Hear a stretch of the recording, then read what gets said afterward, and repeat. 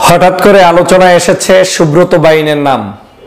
এই সুব্রত বাইনকে দিয়ে বাংলাদেশের সর্ববৃহৎ দল বাংলাদেশ জাতীয়তাবাদী দল বিএনপির ভারপ্রাপ্ত চেয়ারম্যান জনাব তারেক রহমান সাহেব সহ বিভিন্ন রাজনৈতিক দলগুলোর মধ্যে থাকা যারা বর্তমান সময়ে আলোচিত ব্যক্তিত্ব, দেশপ্রেমিক, তাদেরকে একটি মহা পরিকল্পনা নিয়ে হত্যার মিশনে নেমেছে শেখ হাসিনা এবং ভারতের একটি গোয়েন্দা সংস্থা। আপনারা জানেন, শেখ হাসিনা যখন ক্ষমতায় সেই থাকা অবস্থায় লন্ডনে পর্যন্ত সেই সুব্রত বাইনকে পাঠিয়ে দিয়ে তারপরে যেভাবে তারেক রহমান সাহেব রেগুলার যেই মসজিদে নামাজ পড়েন সেই মসজিদের যাতায়াতকে কেন্দ্র করে, যাতে করে ওটাকেই টার্গেট নিয়ে তাকে যে কোনো মূল্যে দুনিয়া থেকে শেষ করে দেয়া যায়, তার একটি পরিকল্পনা নিয়ে এগিয়েছিল গত ফ্যাসিস্ট শেখ হাসিনা সরকার। শেখ হাসিনা সরকারের অধীনে থাকা স্বরাষ্ট্রমন্ত্রী, বিভিন্ন গোয়েন্দা সংস্থার লোক, তারপরে সেই জায়গার মধ্যে উল্লেখযোগ্য শেখ হাসিনার কয়েকজন কোরামের সদস্য যারা এই হত্যাকাণ্ডটি সম্পর্কে ওয়াকিবহল, তারা জানতেন এবং সেটা সম্পূর্ণ শেখ হাসিনার নির্দেশে পরিচালিত হবে, সিগন্যাল রয়েছে, সেভাবেই প্রশিক্ষণ, ট্রেনিং দেওয়ানো হতো এই সুব্রত বাইনকে। আপনি জানেন যে তিনি একজন আন্তর্জাতিক সন্ত্রাস, একজন মানুষকে কিল করার জন্য, হত্যা করার জন্য কিলিং মিশনের বিশেষ ট্রেনিং প্রাপ্ত ব্যক্তি হচ্ছে এই সুব্রত বাইন। তিনি ভারতে পালিয়েছিলেন, তারপরে তিনি নেপালে, পার্শ্ববর্তী বিভিন্ন জায়গায় তার অপকর্ম রয়েছে। জেল থেকে বের হয়ে বাংলাদেশে এসেছিলেন ভারতের বর্ডার পাস করে, এবং বাংলাদেশে আসার পরে তাকে বিশেষ পদ্ধতিতে এই ট্রেনিংগুলো আবার নতুন করে দেওয়ানোর জন্য বিভিন্ন ধরনের কার্যক্রম পরিচালনা করেছে বলে আমরা সংবাদ পেয়েছি আমার দেশ পত্রিকার একটি বিশেষ রিপোর্টে। আপনারা জানেন, এই সুব্রত বাইনকে দিয়ে যে পরিকল্পনাটা ছিল সেটা হচ্ছে লন্ডনের যে বাংলাদেশ এম্বাসির অ্যাম্বাসেডর ছিল এক ভদ্র মহিলা, সেই মহিলাকে পর্যন্ত এই হত্যাকাণ্ডটির সাথে জড়িত করা হয় এবং তিনিও নাকি সেটার সাথে সরাসরি সম্পৃক্ত ছিলেন যে তারেক রহমানকে হত্যা করা হবে। আমরা যখন ব্যস্ত ভারতের সাথে সম্পর্ক রাখতে বিভিন্ন রয়ের ফাঁদে, গোয়েন্দা সংস্থার ফাঁদে আমরা পাড়া দিয়ে আমাদের দেশের রাজনৈতিক অস্থিরতা বৃদ্ধি করছি, নিজেদের দেশের মধ্যে সুসম্পর্ক নষ্ট করছি, এক রাজনৈতিক দল আর এক রাজনৈতিক দলের সাথে আত্মঘাতী সম্পর্কে লিপ্ত হচ্ছি, সেই মুহূর্তে আজ এই খবরটি আমাদের বাংলাদেশের রাজনৈতিক অঙ্গনে নতুন করে ভাবিয়ে তুলেছে। আপনারা জানেন, শহীদ রাষ্ট্রপতি জিয়াউর রহমানকেও একই উপায়ে বিদেশি গোয়েন্দা সংস্থার সরাসরি নির্দেশনায়, পরিকল্পনায় হত্যা করা হয়েছিল এবং সেই হত্যার মধ্য দিয়ে বিএনপির রাজনীতিকে ধ্বংস করতে চেয়েছিল। শহীদ রাষ্ট্রপতি জিয়াউর রহমান বাংলাদেশের মানুষের কাছে সম্মানিত, শ্রদ্ধাস্পদ একজন ব্যক্তি ছিলেন, ভিশনারি লিডার ছিলেন, ধার্মিক ব্যক্তি ছিলেন, ইসলামী মূল্যবোধের ব্যক্তি ছিলেন, জাতীয়তাবাদী মূল্যবোধের ব্যক্তি ছিলেন, সকল ধর্মকর্ম মানুষের কাছে একজন গ্রহণযোগ্য মানুষ ছিলেন। বিশেষ করে এদেশে আওয়ামী বিরোধী প্ল্যাটফর্মের একজন ঐক্যবদ্ধ নেতা ছিলেন। তাকে সবাই মিলে সেই সময় ফেসিবাদ তথা সেই যে বাকশাল ছিল, বাকশালের বিরুদ্ধে জিয়াউর রহমানকেই সবাই মেনে নিয়েছেন এবং তার সেই ব্যক্তিত্ববোধ পার্শ্ববর্তী দেশকে ভাবিয়ে তুলত, যে কারণে তাকে হত্যা করা হয়েছিল। ঠিক আজকের একই উপায়ে তার সন্তান, জিয়াউর রহমানের সন্তান জনাব তারেক রহমান সাহেবকেও লন্ডনে বসে হত্যার পরিকল্পনা করতে পারে, এর চাইতে নিগৃহীত, এর চাইতে খারাপ কাজ, এর চাইতে খারাপ নিউজ আমাদের এই বাংলাদেশিদের জন্য, দেশের জন্য নেই। তার মানে এখন ভাবতে পারেন যারা বিএনপির নেতাকর্মী রয়েছেন এবং আমরা রয়েছি, যারাই আছেন, যারা বাকবাকুম করছেন, খুব বেশি উচ্ছ্বাসিত হচ্ছেন, মনে মনে ভাবছেন যে পার্শ্ববর্তী দেশ আপনাদেরকে বিশাল কিছু করে দিবে, উপকার করবে, উপকার না, আপনাদের পিছন থেকে ঢুকাবে আর আপনাদের দ্বারাই এই দেশটাকে ধ্বংস করার জন্য ষড়যন্ত্র করবে এবং ষড়যন্ত্রের ফাঁদে আপনাদেরকে পাড়া দেয়াবে। তারা কখনোই আপনার বন্ধু হতে পারে না, তারা এই দেশের কোনো রাজনৈতিক দলের বন্ধু না। আমি সবসময় স্পষ্ট কথা বলতে পছন্দ করি, যারা আজকের তারেক রহমান সাহেবকে হত্যা করতে চায় তারা বাংলাদেশের বন্ধু হতে পারে না, বিএনপির বন্ধু হতে পারে না, বিএনপি পরিবারের হতে পারে না, এই দেশের মানুষের বন্ধু হতে পারে না।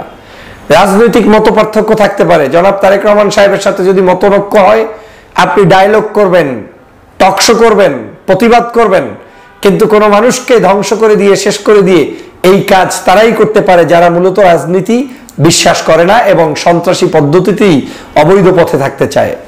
নিশ্চয়ই আপনাদের ধারণা আছে যে আওয়ামী লীগ কেন 41 সাল পর্যন্ত ক্ষমতায় থাকতে চেয়েছে। এটাও তার একটা পরিকল্পনার অংশ।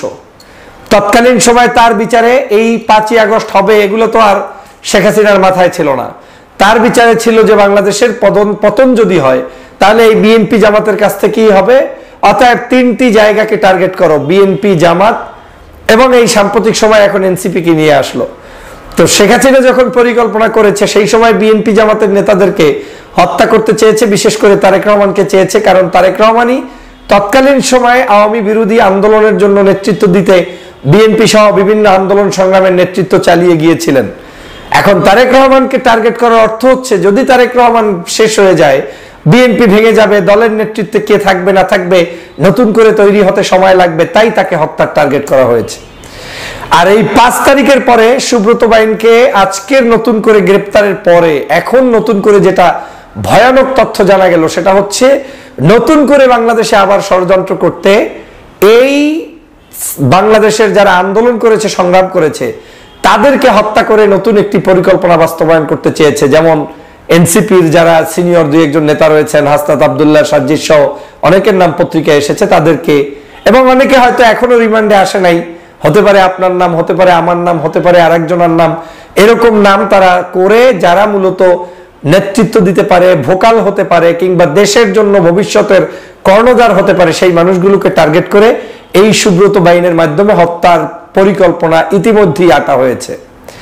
এবং শুধু তাই নয়, আপনারা শুনলে অবাক হবেন, এই সুব্রত বাইনকে ভারত থেকে বাংলাদেশে আনার পরে একটি বিশেষ শাখার বিশেষ ব্যক্তির তত্ত্বাবধানে প্রায় 3 মাসের অধিক তাকে একটা বাসায় রাখা হয় এবং পরবর্তীতে তার মেয়ের সাথে যোগাযোগ করার বিশেষ ব্যবস্থা করে দেওয়া হয় এবং তাকে বলা হয় যে তোমাকে পাকিস্তানি পাসপোর্ট দিয়ে লন্ডনে পাঠিয়ে এই দাড়ি এইভাবেই রাখতে হবে, এই চেহারায় থাকতে হবে, এভাবে করে তোমাকে যে কোনো মূল্যে লন্ডনে যেতে হবে। তারেক রহমান যেখান থেকে নামাজে যায় আসে ওটা হবে তার টার্গেটের জায়গা, ওখানে শেষ করে ওখান থেকে আবার সমগ্র পরিবার সহ সবাইকে আমেরিকা, লন্ডন সেই সব জায়গায় তারা প্রতিষ্ঠিত করে দিবে এবং তাদেরকে সেই মানের অর্থনৈতিক সহযোগিতা বিভিন্নভাবে হুন্ডির মাধ্যমে এবং বিভিন্নভাবে করেছে।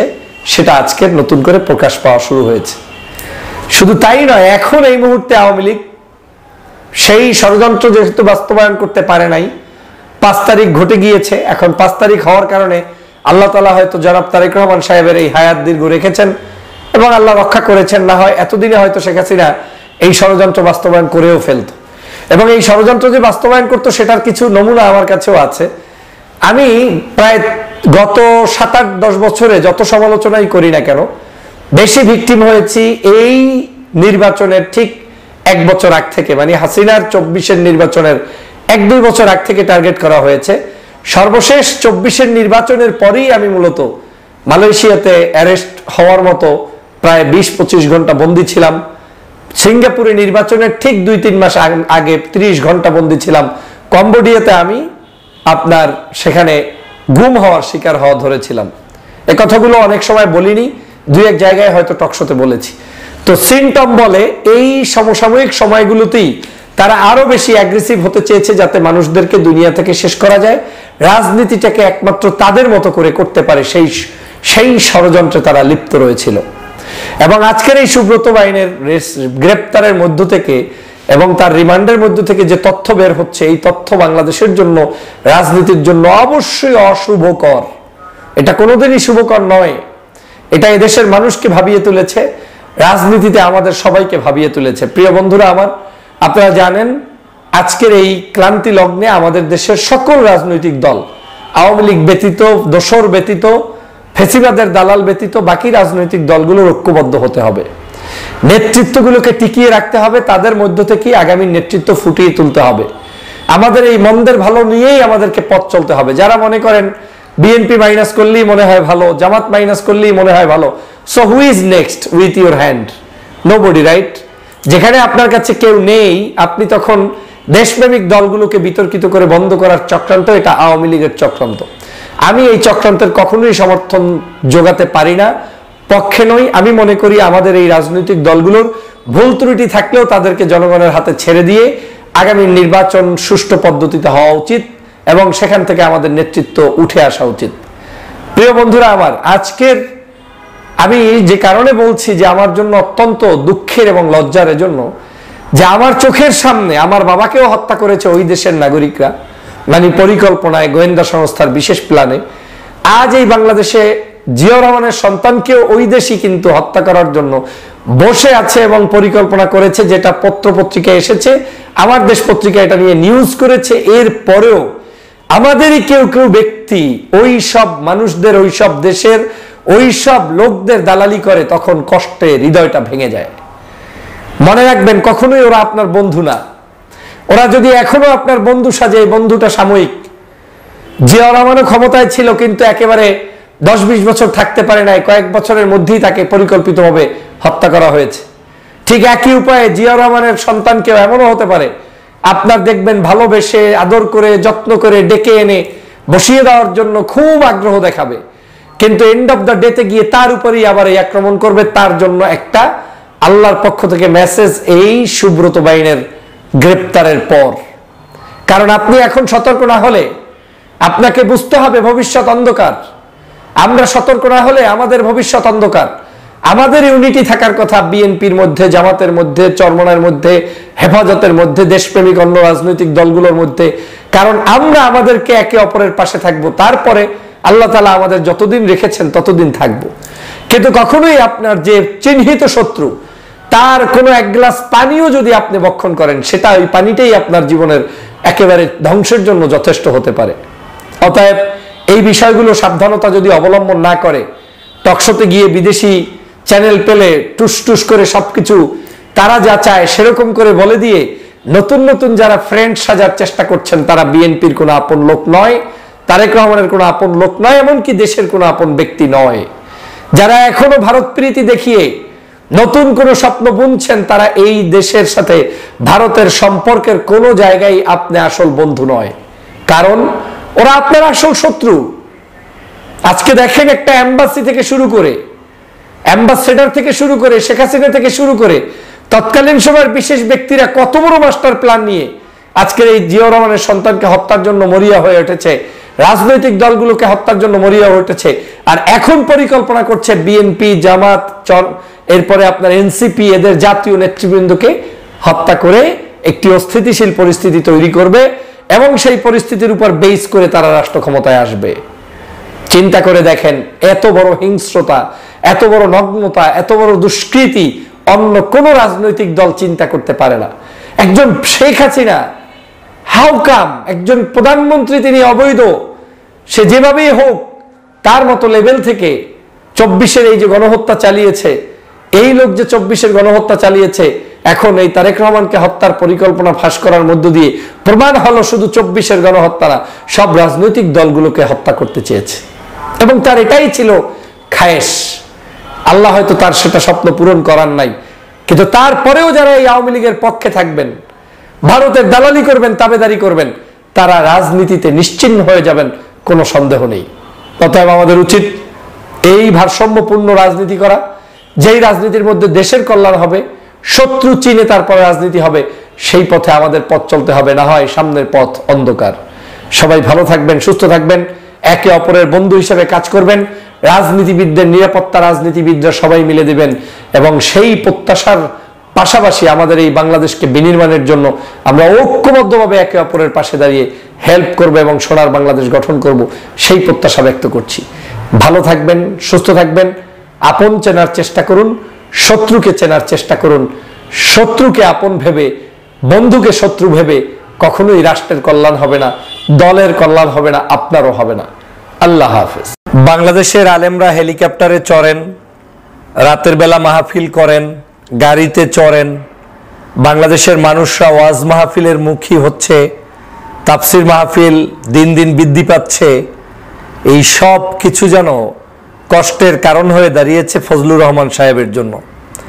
ফজলুর রহমান সাহেব মনে করছেন বাংলাদেশ কেন তার মতো করে চলছে না, বাংলাদেশ কেন বাংলাদেশের মানুষের মতো করে চলছে। আপনারা জানেন যে তিনি সাম্প্রতিক সময়ে একটি ইন্টারভিউতে অনলাইনে যেটা প্রচার হয়েছে, যেটা সম্পূর্ণ কোনো কাটছাটের কিছু নাই, আগাগোড়া যদি আপনি শোনেন তাহলে বুঝবেন যে তার ভিতরটাতে একটা ক্ষোভ বিরাজ করছে, কষ্ট বিরাজ করছে। কেন এদেশের আলেমরা হেলিকপ্টারে চড়ছে, গাড়িতে চড়ছে, কেন এদেশে হাজার হাজার লক্ষ লক্ষ মানুষ যাচ্ছে, হাজারো মাহফিল হচ্ছে, এই কাজগুলো যেন তার খুব কষ্ট দিচ্ছে তাকে। তিনি বলছেন যে যা ইচ্ছা তাই হচ্ছে, এটা একটা ব্যবসা, এটা একটা বাণিজ্য। আলেমরা যে মাহফিল করছেন এটা নাকি ব্যবসা, এটা নাকি বাণিজ্য। এটা পৃথিবীর কোন দেশে আছে? তিনি উদাহরণ দিয়ে বলছেন সৌদি আরবে নাই, লেবাননে নাই, লিবিয়ায় নাই, সিরিয়ায় নাই, ইরানে নাই, পাকিস্তানে নাই, ইরাকে নাই, এরকম করে অনেক রাষ্ট্রের উদাহরণ তিনি দিয়েছেন। কিন্তু তিনি এই উদাহরণ দেননি সেই সব দেশে এই সকল কালচার নাই যেটা বললেন, তাহলে ওই দেশে কি কি কালচার আছে সেইটা বাংলাদেশে কেন নাই, সেই প্রশ্ন তিনি করেন নাই। তিনি প্রশ্ন করেন নাই যে চুরি করলে হাত কেটে দেয় সৌদি আরব, বাংলাদেশে চুরি করলে হাত কাটা কেন হয় না, সেই প্রশ্ন তিনি করেন নাই। তিনি করেন নাই ইরানে স্কার্ফ ছাড়া চলা যায় না, তার প্রত্যেকটি নাগরিককে রাস্তাঘাটে অফিস আদালতে স্কার্ফ পরে চলতে হয়, বাংলাদেশে তো এই আইনটি নাই। তাহলে আপনি কেন প্রশ্ন তুললেন না? আপনি প্রশ্ন তুললেন এদেশে কেন মাহফিল হয়, রাতভর কেন মাইক হয়, কেন মাহফিলের নামে মানে জনসমাবেশ হয়, ওটাকে কি বলে, ধর্ম ব্যবসা হয়, কিংবা ব্যবসা হয়, বাণিজ্য হয়, মাহফিলের নামে রাজনৈতিক বক্তৃতা হয়। আপনি কোনটাকে রাজনৈতিক বক্তৃতা মনে করেন বাংলাদেশের মাহফিলগুলোতে? আপনি কি করে বললেন বাংলাদেশে এখন যা হচ্ছে এটা কোনোভাবে মেনে নেওয়া যায় না? আপনি বলছেন যে বাংলাদেশে বর্তমানে শিক্ষা, সংস্কৃতি, নাটক, যাত্রা, গান, বাউল, মাজার সব শেষ হয়ে যাচ্ছে। কোথায় শেষ হয়েছে আমাকে বলেন তো? বাংলাদেশের কোনো আলেম, কোনো ইসলামপ্রিয় স্কলার, কোনো ধর্মভিত্তিক মানুষরা আজ পর্যন্ত কোনো সিনেমা হলে আঘাত করেছে? আজ পর্যন্ত কোনো বেপর্দা কিংবা যেটাকে ইসলাম ধর্মভিত্তিক যে ধরনের কার্যক্রম পরিচালিত হওয়া উচিত, করা উচিত কিন্তু করে নাই, তার কারণে কোনো নায়ক, নায়িকা, গায়ক, গায়িকা, শিল্পী, সাহিত্যিক, কবি, কাউকে এই দেশের কোনো সত্যিকার ধর্মপ্রাণ মানুষরা আক্রান্ত করেছে, তাকে জুলুম করেছে? হয়নি। বাংলাদেশের 53 বছরের ইতিহাস হচ্ছে এদেশের ধর্মপ্রাণ মানুষরা বরং আমাদের তুলনায় যারা রাজনীতি করছি হাজার গুণে, লক্ষ গুণে, কোটি গুণে ভালো, তারা অন্তত পক্ষে এই দেশটাকে শান্ত রাখতে চায়। আজ যদি মসজিদের মেম্বারে দাঁড়িয়ে ইমাম সাহেবরা আজকের জুমার খুতবায় আমার দেশের যুবক তরুণদেরকে উৎসাহ না দিতেন, তাদেরকে শান্ত হতে না বলতেন, কত কোটি পুলিশ নিয়োগ দিয়ে আপনি দেশটাকে শান্ত করতেন বলেন? আমার দেশের নাগরিকরা এমনিই এই তাফসির মাহফিল, ইসলামিক স্কলার কিংবা অন্য ধর্মের মানুষদের বক্তব্যে অনুপ্রাণিত হয়ে শান্ত থাকে। যদি সেটা না থাকতো তাহলে আজকের আপনার এই বাংলাদেশে কোনো গভর্নমেন্ট ভালো করে পরিচালনা করতে পারতো না। আজকে দেওয়া উচিত তাদেরকে স্বর্ণপদক, আজকে দেওয়া উচিত তাদেরকে সম্মান। আজকের এই কওমি মাদ্রাসাগুলো আজকে না থাকলে কত লক্ষ শিশু প্রতি বছর শিক্ষা থেকে বঞ্চিত হতো, যাদেরকে সরকারি স্কুল, কলেজ, মাদ্রাসায় ভালোভাবে পড়ানোর মতো কোটা আপনার কাছে নাই। তাহলে তারা সেই কাজটি করছে। তাফসির মাহফিলগুলো হচ্ছে, এখন এই তাফসির মাহফিলগুলো দেখে আপনি কষ্ট পান কেন? বাংলাদেশের নাটক, সিনেমা, গান, মঞ্চ, বাদ্যযন্ত্র থেকে যদি যুব সমাজ নিজ দায়িত্বে কোনো মাহফিল করে, তাফসির মাহফিল করে, লক্ষ লক্ষ লোকগুলো যদি আলেমের সেই ওয়াজে যায়, তাহলে আপনার আমার জ্বলার কারণটা কি? এটা তো তার নৈতিক অধিকার, এটা তো তার ব্যক্তিগত স্বাধীনতা। একজন ব্যক্তি গানের মঞ্চে যাওয়াও যেমন স্বাধীনতা, একজন ব্যক্তি তাফসির মাহফিলে আসাও তার স্বাধীনতা। আজকের কোথায় দেখেছেন? বাংলাদেশে তো আজহারি সাহেবের মাহফিল হয়, শায়েখ আহমদুল্লাহ সাহেবের মাহফিল হয়, পীর মাশায়েখদের মাহফিল হয়। কোন মাহফিলে বিরিয়ানি দিয়ে, খিচুড়ি দিয়ে, গাড়ি দিয়ে, বাড়ি দিয়ে, টাকা দিয়ে, লোভ দিয়ে, পদপদবি দিয়ে মানুষকে নেওয়া হয়েছে? প্রমাণ দেখাতে পারবেন? একটাও নাই। তাহলে আলেমদের মাহফিল নিয়ে আপনার শরীরের মধ্যে জ্বলার কারণটা কি? আপনি বলছেন কি চায় এরা? এরা চায় বাংলাদেশকে গঠন করতে, এরা চায় দেশের নাগরিক হিসেবে দেশে অবদান রাখতে, এরা চায় আপনারা যে সকল অন্যায়, অত্যাচার, জুলুম, নির্যাতন করবেন তার প্রতিবাদ করতে। তাহলে আপনি তাকে নিয়ে কথা বলার কোন সাহসে অধিকার রাখলেন? তারা কি বাংলাদেশের নাগরিক নয়? দুনিয়ার সমস্ত কালচার শেষ হয়ে যাচ্ছে। আপনার ভাষ্য অনুযায়ী বাংলাদেশে দুনিয়ার সমস্ত কালচার কি শেষ হয়েছে বলেন? কালচার হচ্ছে ওই দেশের সভ্যতা, ওই দেশের মানুষের যে দৈনন্দিন জীবন ব্যবস্থা, তার যে কর্ম, তার যে ধর্ম, তার যে সামাজিক চর্চা, তার যে জীবন বিধান, এটার উপর ভিত্তি করেই একটা সভ্যতা কালচার প্রতিষ্ঠিত হয়। তো আমার দেশের সভ্যতা হচ্ছে ঘরে ঘরে আওয়াজ হচ্ছে, কলেমার দাওয়াত হচ্ছে, নামাজ হচ্ছে, আপনার মসজিদ হচ্ছে, মাহফিল হচ্ছে, কিংবা হিন্দু ভাইদের পূজা পার্বণ হচ্ছে। দোষের কি আছে এখানে? তো তারা সেটা করবে না? আপনার পৃথিবীর কোথাও নাই যে জিনিসটা আপনি বললেন সেই জিনিসটা এই দেশে কেউ কি আমদানি করেছে, না এই দেশ থেকে উৎপাদন হয়েছে? যদি এই দেশ থেকেই উৎপত্তি হয়, সেটা তো আমার দেশের সংস্কৃতি, আমার দেশের কালচার। তো আমার দেশের সংস্কৃতি যদি গানও হতে পারে, তাহলে আমার দেশের সংস্কৃতি একটি তাফসীর মাহফিলও হতে হবে বা হচ্ছে, এবং জনগণকে তো চাপ সৃষ্টি করা হচ্ছে না। তাহলে আপনি কেন তাদের বিরুদ্ধে কুৎসা গাবেন যেটা আওয়ামী লীগ গাইতো? এর কারণ আছে। কারণ বাই বর্ণ আওয়ামী লীগরা কোনোদিনই আওয়ামী লীগের চরিত্র থেকে বিচ্ছিন্ন হতে পারে না। তারা যেখানেই যাবে সেখানে ওই বঙ্গবন্ধুর প্রশংসা, আওয়ামী লীগের প্রশংসা। আওয়ামী লীগ হারিয়ে যাবে না, আওয়ামী লীগ আবার ফেরত আসবে। আপনিই বলছেন ফজলুর রহমান সাহেব, সে কারণেই বলছি আপনি আওয়ামী লীগ থেকে ভিন্ন দলে এসেও আওয়ামী লীগকে ভুলতে পারেন নাই। আওয়ামী লীগের চরিত্র হচ্ছে এদেশের মানুষ স্বাধীনভাবে কথা বলবে না, তাফসীর মাহফিলে 144 দ্বারা জারি করবে, আর আপনিও বলে দিচ্ছেন একই উপায়ে এই আলেমদের বিরুদ্ধে কথা। তার মানে মানুষ এখন চিন্তা করবে আপনার কারণে, আপনার বক্তব্য অনুযায়ী। যদিও আপনার বক্তব্য বিএনপি কিংবা বিরোধী মতের অনেক রাজনৈতিক সংগঠন লালন করে না, এটাই আমার বিশ্বাস, কিন্তু আপনাদের মতো লোকেরা বক্তব্য দিলে সাধারণ মানুষদের কাছে ভিন্ন মেসেজ যায়, ভুল মেসেজ যায়। আপনার কাছে তথ্য থাকা দরকার বাংলাদেশে কত লক্ষ মাদ্রাসা, কত লক্ষ মসজিদ, কত লক্ষ ইমাম, কত লক্ষ কারি, কত লক্ষ ইসলামিক স্কলার, কত লক্ষ ধর্মপ্রাণ মানুষ রয়েছে। তাদেরকে আঘাত করে কথা বলা আপনার জন্য কোনো অবস্থায় সমীচীন নয়। কিন্তু আমার মনে হচ্ছে আপনি এই কাজটা শুরু করেছেন কারো এজেন্ট হিসাবে, না হয় নিজের ভুলে, অতিরিক্ত বয়স হওয়ার কারণে মনে করতে পারেন অনেক কিছুই জীবনে অর্জন করতে হয়তো সময় মতো পাননি, তাই এখন ক্ষোভে স্তব্ধ হয়ে এখন এই ধরনের কথা বলছেন। এই কথা বলে আপনার আমার দলের কোনো ভোট বৃদ্ধি নয়, বরং আমরা আমাদের পায়ে কুড়াল মারছি।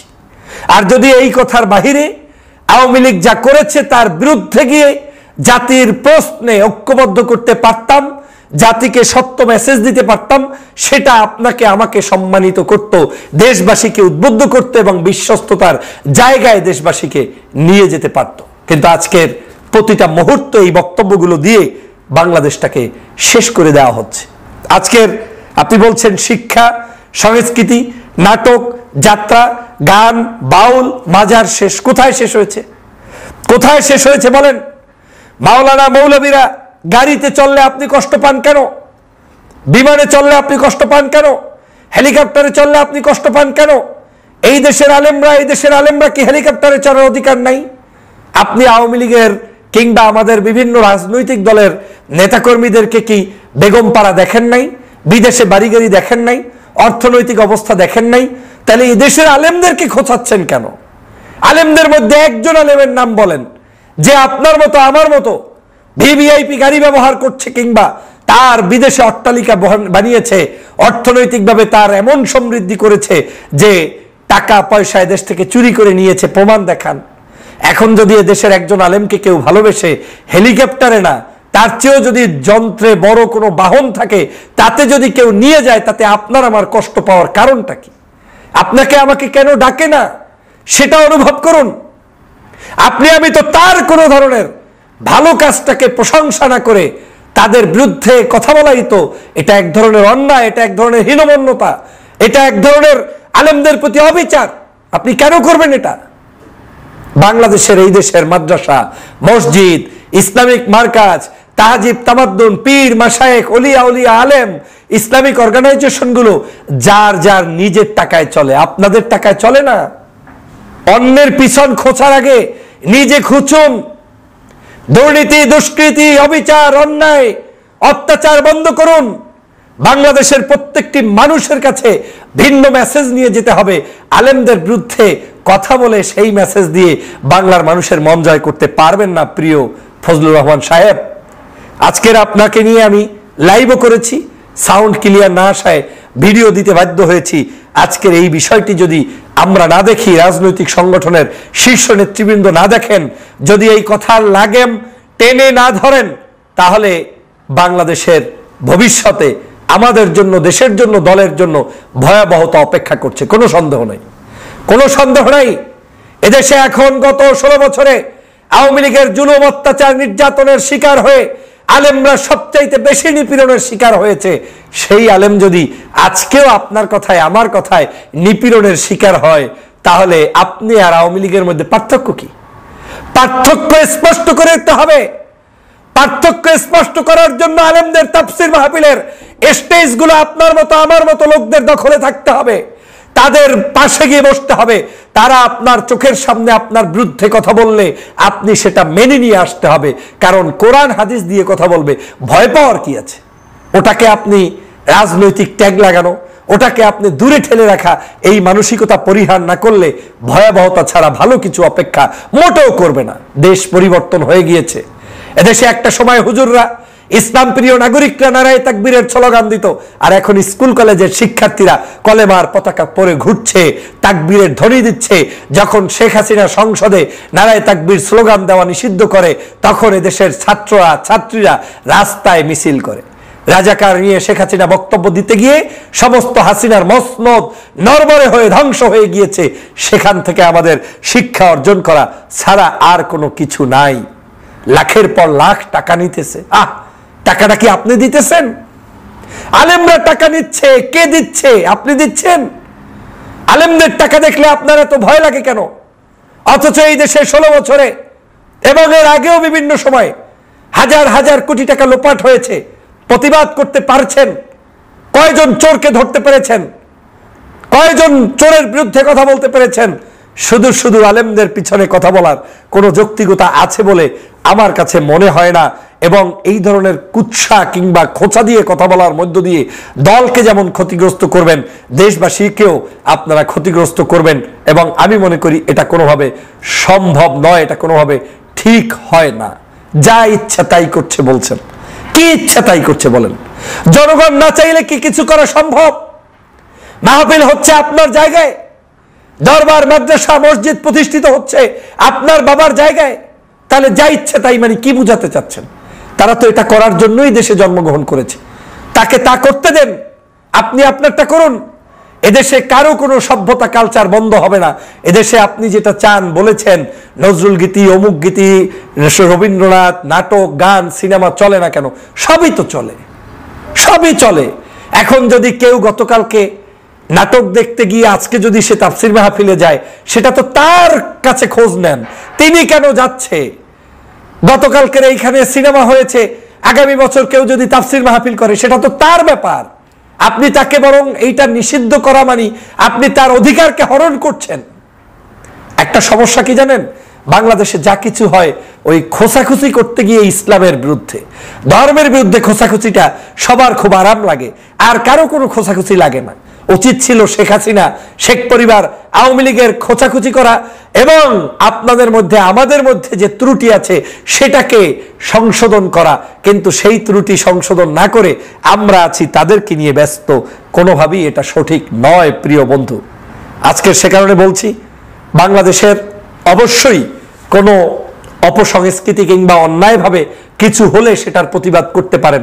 যেমন বাংলাদেশের মাহফিলগুলোতে রাতের বেলা মাইক, এটা নিয়ে শায়েখ আহমদুল্লাহ স্ট্যাটাস দিয়েছে, আজহারি সাহেব স্ট্যাটাস দিয়েছে, বলেছেন যে মাইকের সংখ্যা সীমিত করে শুধু মানুষদেরকে শোনানোর জন্য ভালো প্রস্তাব, সেটা ভিন্ন জিনিস।